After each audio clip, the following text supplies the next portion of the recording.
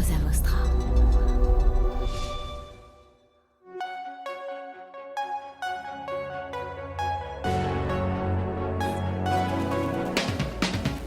Bienvenue dans Mediarama, le podcast qui explore la galaxie des médias.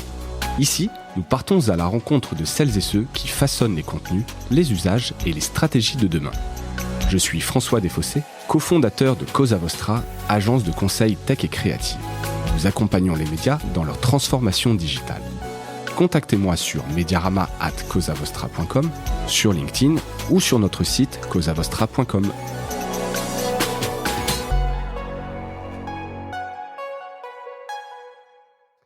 Bonjour à toutes et à tous et bienvenue dans ce nouvel épisode de Mediarama. Et nous voilà de nouveau confinés, donc on va faire contre mauvaise fortune bon cœur et je vais profiter de ce temps un peu spécial avec des logistiques, avec des invités qui est moins facile pour tester un nouveau format que j'avais en tête depuis un petit moment, une pastille actu, un format plus court d'un quart d'heure, 20 minutes. Enfin, du moins, on va essayer de tenir ce temps. Le principe, c'est d'être avec un ou plusieurs invités chroniqueurs, avec qui donc on a sélectionné ces derniers jours quelques news importantes dans le secteur des médias, qui touchent les médias de près ou de loin, décrypter pour vous les enjeux, l'impact que ça peut avoir pour les médias, pour les consommateurs, évidemment souvent avec un angle tech et business. Et donc pour m'accompagner aujourd'hui, je suis avec Fabien Roch. Fabien est notamment l'hôte de l'excellent podcast Anti-Brouillard, le podcast qui décortique l'innovation tech. Et Fabien travaille notamment au département innovation de TF1. C'est donc un vrai expert pour cette première pastille. Fabien, bonjour. Salut François, merci beaucoup pour l'invitation, ça me fait vraiment plaisir, j'écoute beaucoup Mediarama et c'est vraiment top ce que tu fais. Eh ben écoute, merci à toi de m'accompagner et puis j'espère qu'on aura l'occasion d'en faire de nouvelles. Au programme aujourd'hui, on a donc sélectionné quelques news. Je vous annonce le programme. Apple qui lance un moteur de recherche. Donc on va voir un peu l'impact que ça peut avoir dans cette grande rubrique GAFAM. Une rubrique plus business, l'abonnement français qui est à la traîne. On va parler de ça donc également. Toujours côté business, la newsletter Morning Brew qui vient d'être achetée par Business Insider. Donc ce sera l'occasion de parler un peu du business des newsletters. Et puis un ensemble de news autour du podcast qui vont illustrer vraiment que le boom autour de ce secteur continue. C'est un vrai mercato qu'on peut voir en ce moment et donc on reviendra là-dessus. Et puis en conclusion, quelques news en bref sur lesquelles on s'attardera un peu moins, mais qui étaient des brefs, des news qui méritaient d'être soulignés. Fabien, ça te va comme programme ? Ouais, c'est parfait.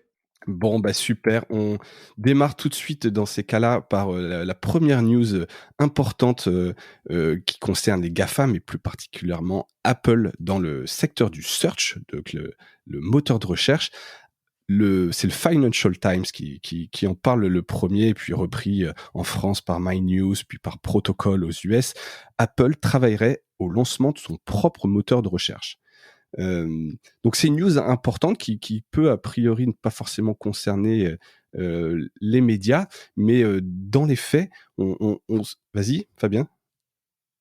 Ah non, pardon, J'ai non, j'ai rien dit. cru, pardon, que tu parlais. Et comme on est sur Zencastr et il peut y avoir un petit décalage, j'ai cru que tu parlais, mais je te laisserai réagir là-dessus parce que je sais que t'as pas mal de choses à dire. Comme je le disais, les moteurs de recherche, c'est une clé d'entrée importante pour les éditeurs. Il y a une vraie dépendance au search dans le trafic des éditeurs. Donc voir arriver un peu de concurrence sur Google, c'est jamais anodin.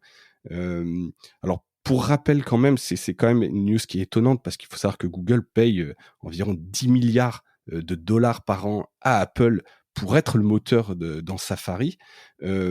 D'après toi, Fabien, comme ça, a priori, qu'est-ce que Apple a en tête quand ils lancent leur moteur de recherche et qu'ils se passent d'une manne de 10 milliards par an ? Bah, Il y a effectivement, tu vois, on s'en parlait, il y a effectivement le sujet des procès antitrust, tu vois, qui ont visé Google. Et cet élément, il est quand même important parce qu'effectivement, si demain, Google se voit interdire le fait de fournir enfin, d'avoir un deal d'exclusivité pour être le moteur de recherche dans les iPhones, effectivement, ça pose un problème à Apple puisque du jour au lendemain, ils se retrouvent sans moteur de recherche. Et donc, c'est une manière quelque part de préparer cet après procès antitrust, se préparer à ce risque-là. Et après, c'est vrai qu'effectivement, derrière ça, tu as bien sûr un phénomène d'une stratégie, je dirais, de réintégration des éléments clés de la part d'Apple. Tu vois, c'est quand même une stratégie qui est assez présente hein, chez eux. Apple, c'est pas la première fois qu'ils font ce genre de move. Ils aiment bien être en contrôle total de leur écosystème. Et d'ailleurs, tu vois, c'est le cas, là, on se parle de software, mais tu vois, sur le hardware, c'est le cas. Ils sont de plus en plus dans le contrôle. Tu vois, je voyais passer une actu selon laquelle ils allaient commencer à produire leurs propres processeurs maintenant pour les Mac à partir de 2021. Donc tu vois, même sur le hardware, ils réinternalisent beaucoup de la production et donc ça a énormément de sens pour eux de réintégrer la conception du moteur de recherche. Alors en revanche, c'est vrai que c'est pas totalement anodin parce que c'est quand même un sacré boulot. On l'a vu, hein, il y a eu des concurrents qui ont essayé de se positionner face à Google. On pense à Bing hein, notamment. C'est pas forcément toujours facile, c'est pas toujours heureux. Donc il y a quand même un vrai défi technique aussi au-delà de la dimension business.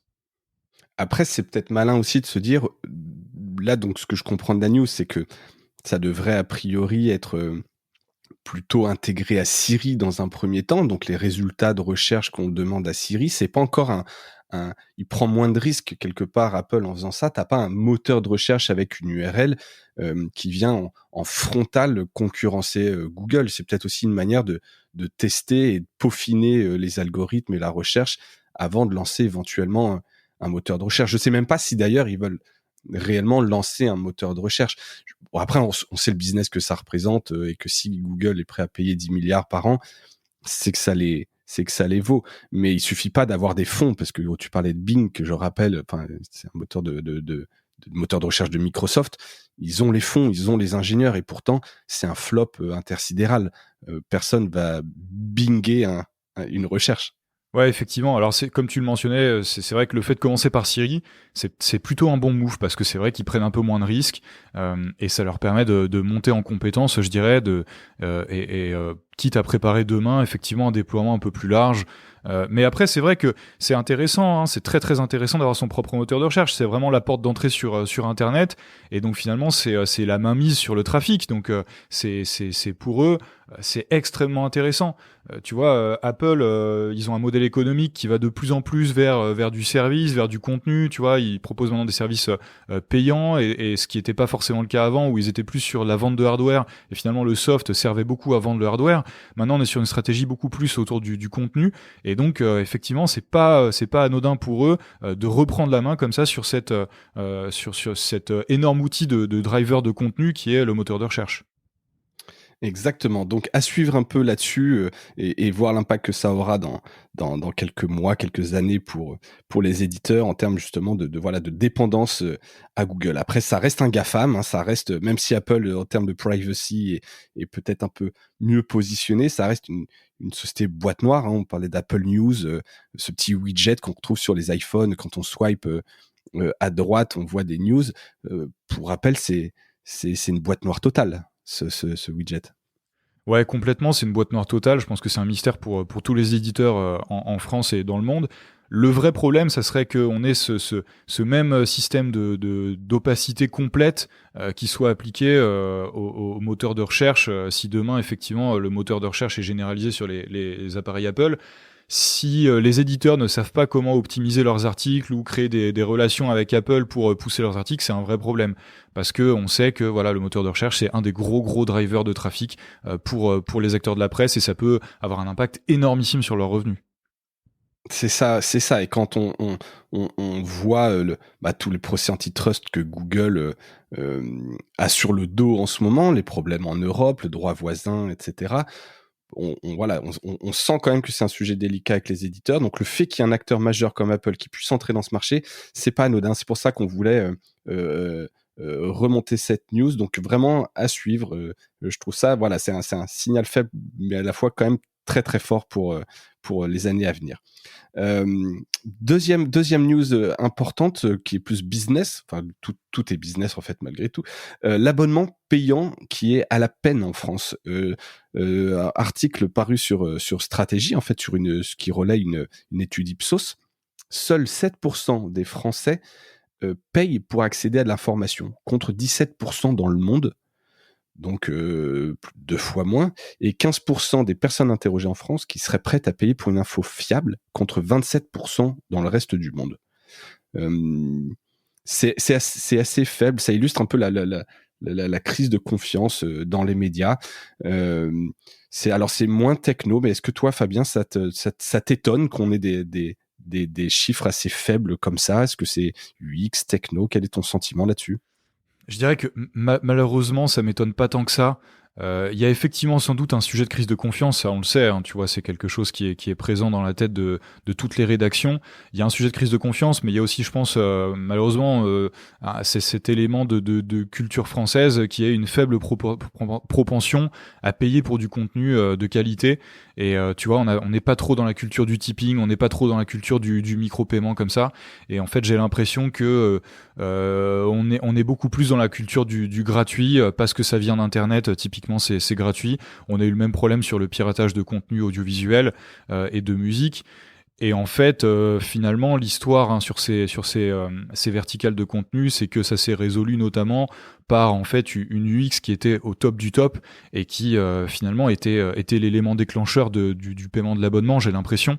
Et donc peut-être que ça sera peut-être le cas aussi sur la presse. Je sais pas, c'est une question que je me pose. J'ai pas d'avis très tranché là-dessus. C'est vrai que tu vois en termes d'UX. Il y a des il y a des initiatives qui sont intéressantes. Tu vois, on s'en parlait. Il y a des boîtes comme Pool ou comme Kyota qui tentent de créer quelque chose en termes de paywall, en termes de points de passage entre le gratuit et le payant.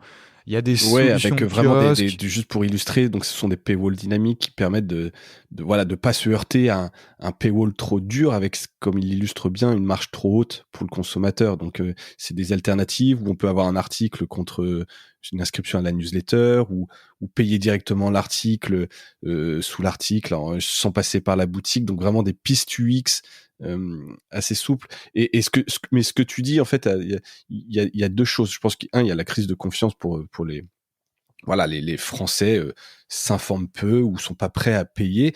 Et de l'autre côté, toi, tu dis, ça, une des réponses pourrait être aussi, parce que tu parlais du X, j'imagine que tu voulais venir sur des Spotify ou des Netflix ou iTunes à l'époque, qui ont résolu le problème de piratage en proposant des offres où, grosso modo, le rapport qualité-prix était meilleur en payant que en piratant.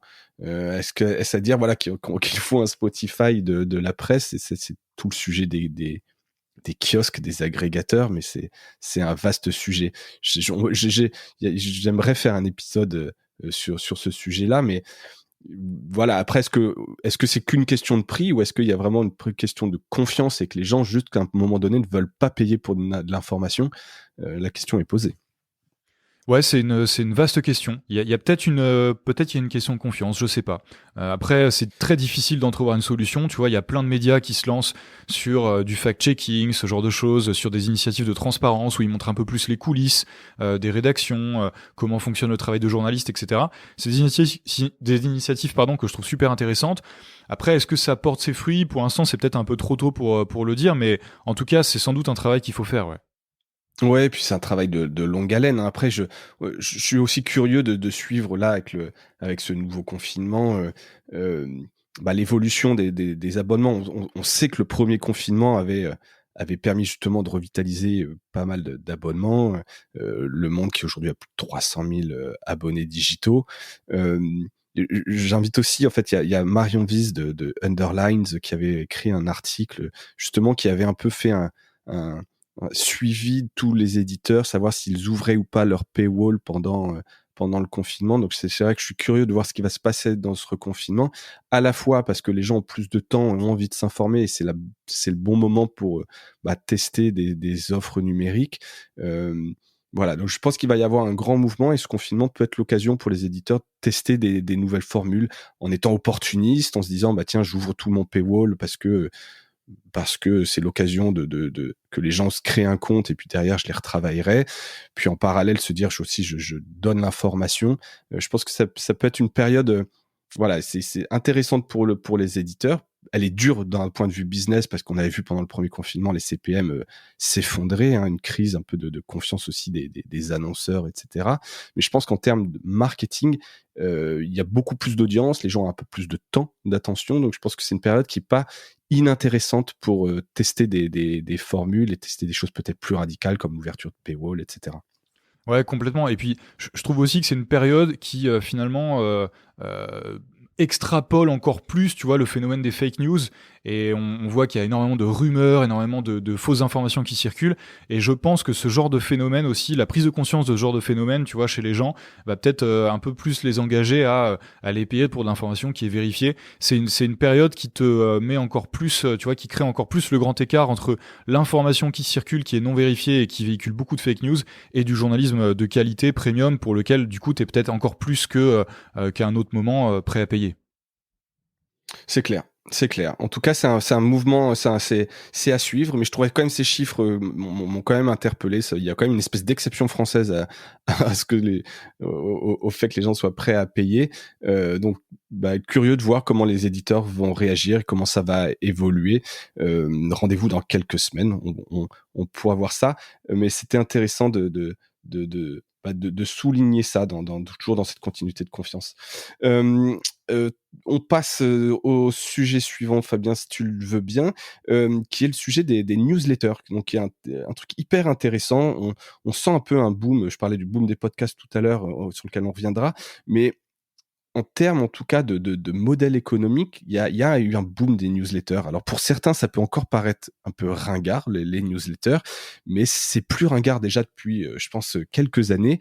Et donc, cette news qui est sortie, je crois qu'il y a 2 jours, la newsletter Morning Brew.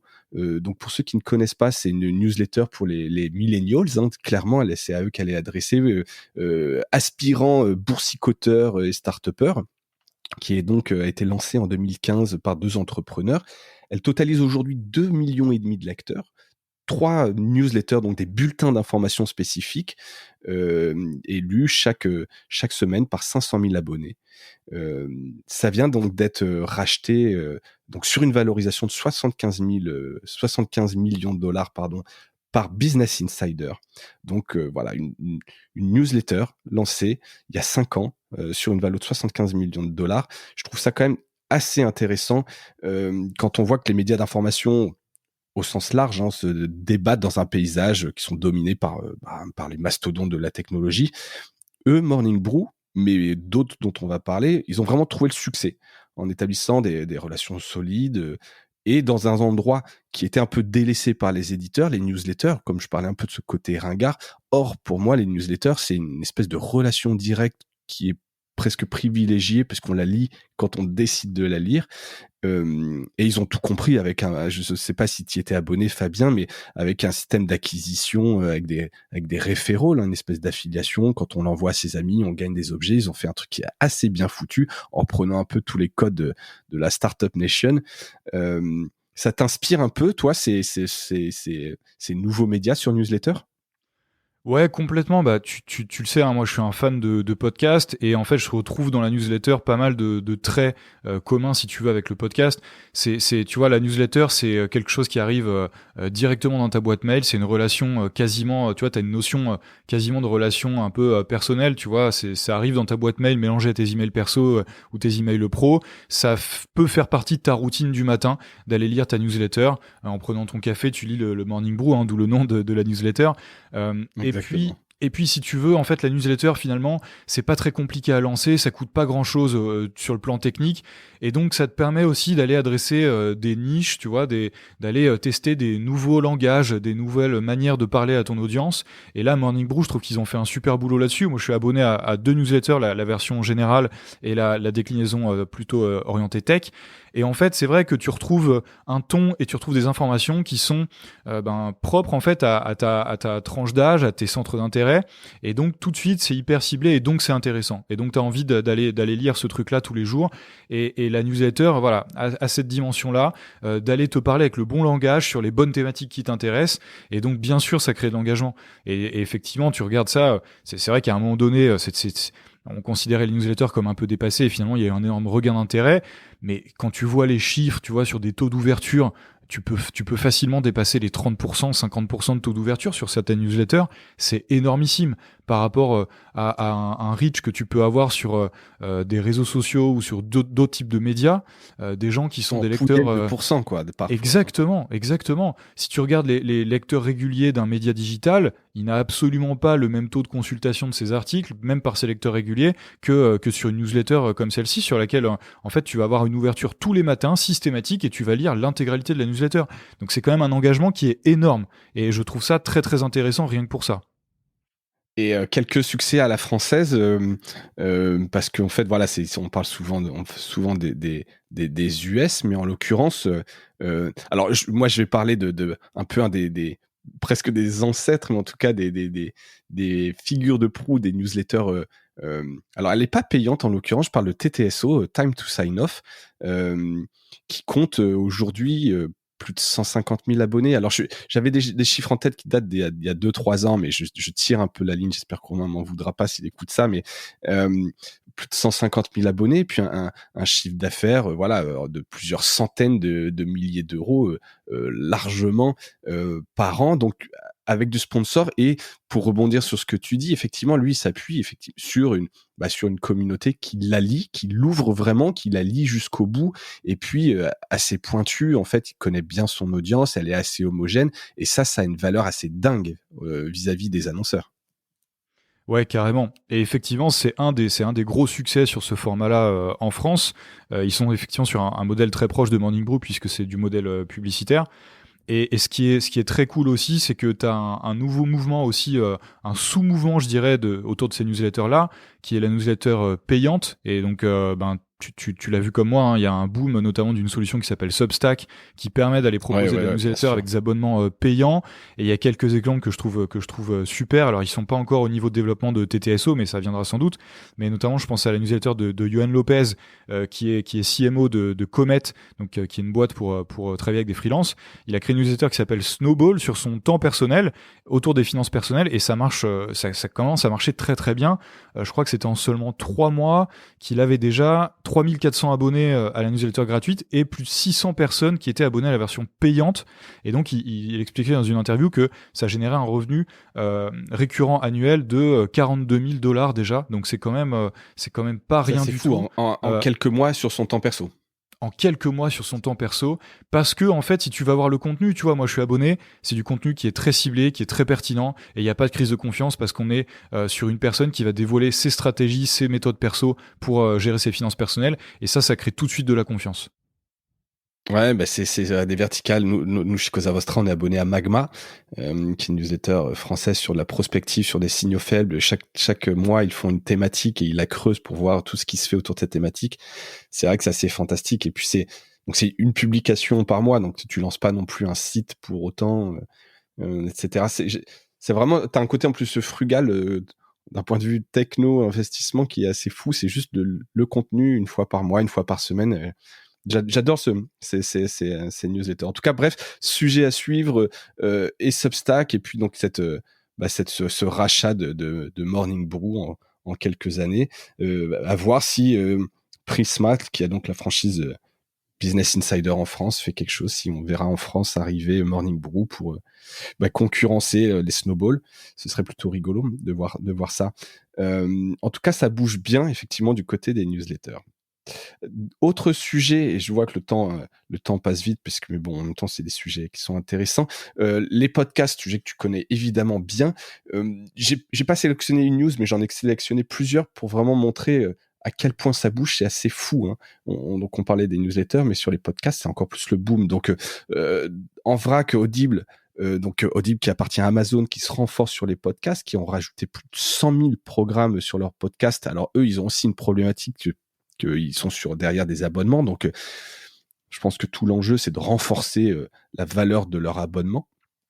Je lance les news et puis je te laisse rebondir, Fabien, plus globalement. Deezer qui a lancé un concours donc sur concourspodcastdeezer.com pour trouver des nouvelles voix. Donc on peut proposer des programmes originaux, un numéro 0, et puis ils vont mettre ça en avant. Et donc ce sont des productions et puis ils se sont associés à plein de podcasteurs, Paradisio, Louis Média, Nouvelles Écoutes. Voilà, donc on sent un investissement massif dessus. Spotify qui a racheté pas mal de start-up de studios de production, j'en ai parlé déjà précédemment. On sent que tous les grands acteurs sont en train de muscler leur jeu. Je reprends des analogies de foot après avoir sorti le Mercato, mais on sent que c'est là qu'il y a vraiment des gros investissements sur le contenu. T'en as vu passer d'autres? Toi, ça confirme une tendance de fond? Ouais, bah, exactement. Alors, sans revenir individuellement sur chaque news, je te rejoins complètement. En fait, c'est vraiment un mouvement de professionnalisation et d'investissement de plus en plus important de la part de ces acteurs-là sur le podcast. Donc, c'est intéressant. Bon, globalement, tu vois des patterns, un peu des schémas que tu avais sur d'autres médias quand ça a commencé à bien prendre, mais c'est vraiment intéressant de voir que le podcast, en France du moins, arrive à ce niveau-là de professionnalisation, sachant que bien sûr, c'est un état de l'art, je dirais, qui est déjà présent, notamment aux États-Unis. On dit souvent qu'on a quelques années de retard sur le podcast américain, mais c'est intéressant de voir que le mouvement prend quand même en France. Ouais, d'un point de vue professionnel, évidemment des plus gros, si ce n'est le plus gros producteur de podcast en France, Radio France. Donc je disais sur CB News, je crois que c'est une interview de Laurent Frisch où ils remettent totalement à plat. Alors deux choses qui sont assez importantes et qui prouvent vraiment cette professionnalisation du podcast. Ils remettent, en tout cas, ils ont mis en place une chronologie des médias, de la même manière qu'on l'a dans le cinéma avec entre la sortie en salle, la disponibilité sur les plateformes de VOD, télévision. Il y a maintenant une chronologie des médias audio entre ce qui est information sur les plateformes. Donc je trouvais ça assez intéressant. Ça prouve vraiment que maintenant ça pèse, ça a un impact, la disponibilité des programmes. Et le deuxième point de l'annonce de Radio France, c'est aussi le fait de vouloir garder le lecteur, enfin que l'expérience de lecture des podcasts se fasse de plus en plus chez l'éditeur, que ce soit son site ou son application, en l'occurrence là dans le cas de Radio France, qui a d'ailleurs une application qui est assez fantastique. Est-ce que c'est un mouvement, parce que jusqu'à aujourd'hui le podcast était principalement consommé dans les applications de podcast, notamment Apple Podcast, qui était jusqu'à il y a quelques mois, années, très grande majorité de la consommation. Moi, je sens aussi, en plus en tant qu'agence où on travaille avec des éditeurs, l'envie des éditeurs de récupérer un peu cette expérience. Tu vois ça chez des éditeurs ou même chez Curiosité, chez TF1, vous en parlez un peu du contrôle un peu de cette expérience? Je pense que chez tous les éditeurs qui commencent à produire du podcast, c'est un enjeu, tu vois. Le fait d'aller rediriger le trafic vers tes propres produits dont tu as la maîtrise, c'est forcément un sujet pour plein de raisons, tu vois, parce que tu récupères des analytics, peut-être que tu peux proposer un login aussi au moment où ils arrivent sur ta plateforme, donc tu as pas mal de données dispo sur ces personnes-là. Tu peux proposer du coup de la publicité ciblée, tu as des indicateurs de performance de ta pub et de performance aussi de tes contenus. Tu peux mesurer, tu vois, de la complétion d'écoute, c'est-à-dire jusqu'à quel niveau à peu près de l'épisode en moyenne les gens ont écouté le contenu, tu vois. Donc t'as plein d'indicateurs comme ça qui te permettent de mieux monétiser et de mieux piloter ta production et ta distribution de contenu, parce que tu vas t'adapter en fonction des retours en termes de stats, en termes de data que tu récupères. Et donc et puis en plus de ça, ça te permet forcément de générer aussi du trafic, tu vois, en rebond sur d'autres contenus que tu peux proposer sur ta plateforme, d'autres podcasts, mais aussi de la vidéo, du texte, etc. Donc finalement, pour plein de raisons, c'est intéressant de rediriger le trafic sur tes propres produits. Le mouvement de Radio France, je trouve que c'est un signe de maturité, je dirais, du marché, parce que commencer à se poser la question d'une distribution différenciée avec un système de chronologie, comme tu l'expliquais, ça commence à être des stratégies un peu abouties, je dirais, sur la distribution de contenu. Ce qui est pas mal aussi, c'est de voir que derrière les solutions techniques, elles commencent à suivre aussi, à proposer des solutions qui permettent de faire ça. Tu vois, je pense notamment à l'hébergeur AudioMeans. On a des solutions maintenant qui commencent à permettre de faire de la différenciation en termes de distrib entre les différentes différentes plateformes d'écoute. Et donc, tu as quand même, à la fois sur le plan technique et sur le plan business, une certaine maturité du marché qui, en fait, se rapproche de celle de la vidéo. Et donc, encore une fois, c'est un signe très, très positif, je trouve, pour le podcast, pour la pérennité, le développement de ce marché-là et sa professionnalisation. Super, je suis totalement d'accord avec tout ça, notamment sur le côté analytics. On sort de quelque chose qui est un peu le Far West pour voilà, être vraiment sur quelque chose où il y a une relation au business, il doit y avoir un ROI, on doit être un peu transparent avec les annonceurs. Donc ça, voilà, c'était le sujet intéressant sur les podcasts. Voilà pour les gros sujets, et on arrive un peu au bout de cette pastille. J'avais quand même quelques news un peu en bref sur lesquelles tu peux réagir ou pas, Fabien. Quibi qui a fait plouf. Alors je sais qu'en France, entre guillemets, on s'en fout un peu. On n'en avait pas énormément parlé. Donc c'était un réseau entre le réseau social et un média quelque part, un peu à la Netflix. Ça aura duré que 6 mois. Donc ça a été fondé par des cadors un peu de la Silicon Valley et puis du contenu. Le cofondateur de DreamWorks et l'ex-PDG de HP. Énormément d'investissements, 2 milliards d'argent, de capitaux levés, énormément d'ambition, et malgré ça, ils n'ont pas réussi à percer, et au bout de 6 mois, ça s'arrête. T'as une réaction là-dessus? Ça t'avait inspiré? T'avais vu passer la news? Ouais, j'ai vu passer la news, j'ai un petit peu suivi ce projet-là, forcément, de par mon activité de veille autour de l'audiovisuel en particulier. Bon, c'est dommage, c'est vrai que c'est 2 milliards, tu vois, de dollars levés qui sont partis en fumée, c'est un petit peu dommage.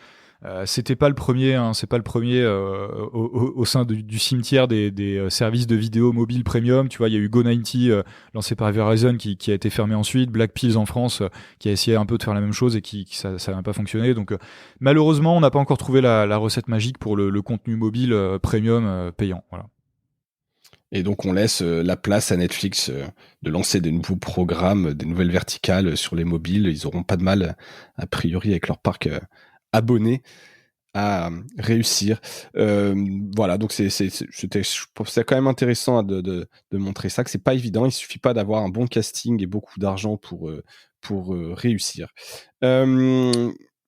La sortie de Salto, donc là je te demanderai pas de réagir, je pense que c'est encore plus touchy pour toi, mais voilà, la sortie de Salto, enfin, après des mois, presque années de genèse, qui a été compliquée, mais Salto est là.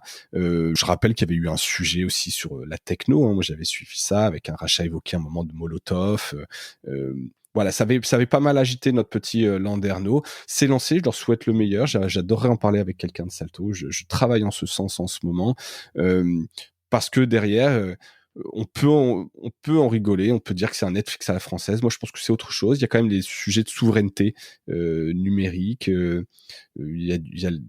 Voilà, c'est maintenant ce qui va être intéressant de voir, c'est tout ce rattrapage face aux US. On parle en face de Netflix, de Prime, de Apple, de YouTube, avec des énormes sujets UX. Donc, je pense que ça va être dur pour eux. Mais malgré tout, je pense qu'il y a un coup à jouer. Il faudra le tester. C'est prévu pour moi dans les prochains jours de tester un peu l'UX, donc j'aurai l'occasion d'en reparler. On arrive au bout de cette pastille. Fabien, merci 1000 fois. C'était très cool. Et puis je pense qu'on aurait pu tenir encore longtemps sur tous ces sujets-là qui sont vraiment intéressants. Est-ce qu'il y a une dernière chose que tu veux ajouter? Non, bah écoute, je trouve ça très sympa comme format en tout cas à produire. J'espère que côté auditeur, ils trouveront ça cool aussi. Mais c'est vrai que ça fait un bon tour d'horizon des actus médias. C'est assez efficace finalement. Exactement, et on a tenu une demi-heure à voir. Je pense que c'était les news qui comptent. Il y en a probablement d'autres. Si vous en avez d'autres, n'hésitez pas à les mettre en commentaire sous le LinkedIn ou m'envoyer un mail mediarama@causavostra.com. Fabien, merci, et puis au plaisir de refaire une pastille avec toi ou de venir, pourquoi pas, chez Anti-Brouillard le jour où tu fais ce type de format et avec un accent un peu plus média. Je serais ravi d'y être. Merci à tous pour votre écoute et puis je suis preneur de toutes vos remarques et commentaires sur ce nouveau format, et je vous souhaite une très bonne journée. Portez-vous bien. Salut! Merci d'avoir écouté cet épisode de Mediarama. J'espère qu'il vous a plu. Si c'est le cas, abonnez-vous pour ne rater aucun épisode, parlez-en autour de vous et laissez-moi un commentaire sympathique sur Apple Podcast. Ça m'aide à remonter dans les classements. N'hésitez pas non plus à le partager autour de vous. Chaque nouvel auditeur intéressé est une victoire. Si vous avez besoin d'un accompagnement tech et créatif, que ce soit pour votre stratégie de présence en ligne, la refonte de votre site ou encore l'obtention d'une subvention, n'hésitez pas à me contacter à l'adresse mediarama@causavostra.com. À bientôt!